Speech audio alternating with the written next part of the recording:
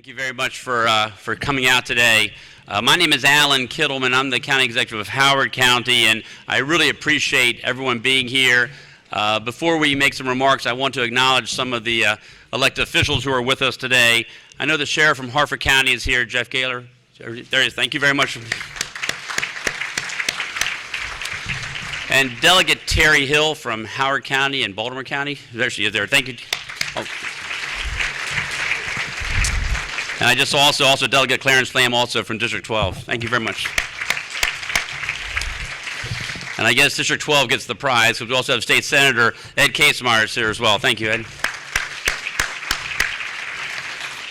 Any other elected officials I did not see? I apologize if I haven't introduced you. But again, I just want to welcome everybody and thank you. I tell you, this turnout says a lot. The turnout says that this is an issue that is everywhere. Earlier someone asked me, isn't this an issue that's generally for the cities? Nah, it's not. It's everywhere, and we have to deal with it. So I'm glad that you're here, and being here shows us that we want to tackle this very important topic. I also want to thank my good friends, County Executive of Anne Arundel County, Steve Shue, and County Executive of Harford County, Barry Glassman. They'll be up to say a few remarks, but their tremendous leadership in their counties has been inspiring to me, and I appreciate their efforts on behalf of our communities. Thank you.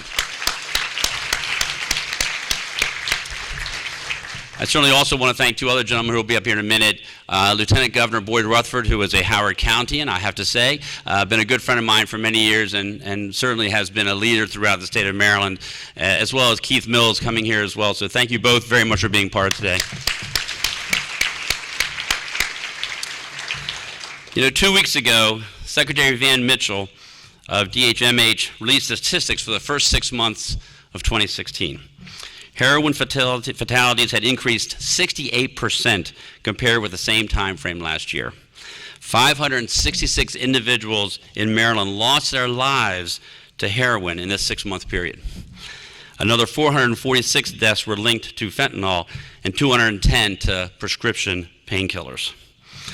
Now, compared to some jurisdictions, you might think Howard County is not that bad. We have problems too.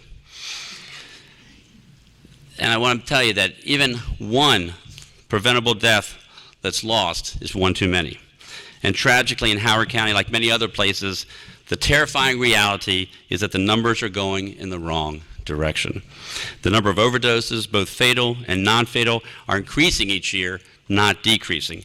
And according to our police department records, heroin-related deaths doubled from 8 to 16 between 2014 and 2015. And there were also 77 non-fatal heroin overdoses. Now, this is scary. To date, in 2016, there have been 31 overdose deaths. At least 23 are confirmed to be heroin-related. And during that same period, there are 103 non-fatal overdoses reported in our county.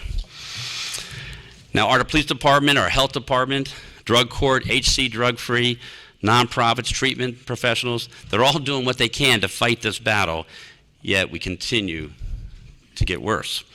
We need to develop new strategies and rethink our resources. In Howard County, we recently announced that we are creating a new position within our police department, a heroin coordinator, made possible through funding from the Governor's Office of Crime Control and Prevention. The coordinator will collaborate with local, state, and federal agencies, track overdoses and use of naloxone, and analyze addiction trends. And perhaps more importantly, the coordinator will follow up with drug users and their families every time police get a report of an overdose. The goal will be and must continue to be prevention, treatment, and helping individuals move toward recovery. It's my hope that events like this summit, we can share information and learn from each other. We can listen to the experts who study the problem and the crisis and the professionals who deal with it. We can put our heads together and develop new and more innovative strategies. And I don't know if you saw the article in the Baltimore Sun this past weekend. The title alone, headline alone, opioid overdose deaths up 130% among Marylanders 55 and older. 55 and older. This is not a young person's issue. This is not just an old person's issue. This is everyone in our community. We have to be dealing with this. And as members of our community, I am just so thankful that we have such an outpouring of folks who want to make a difference and continue to work in the lives of people. So that's enough for me. I would like now to introduce a very good friend of mine, and I will say he was the one that put the idea in a lot of our thoughts. We had a lunch meeting in Annapolis last year, and County Executive Steve Shue said, we should probably try to get our folks together and talk about this. And I'm glad that Barry and I said, yeah, we think it's a great idea too. So I want to thank County Executive Steve Shue and ask him to come and please make some remarks.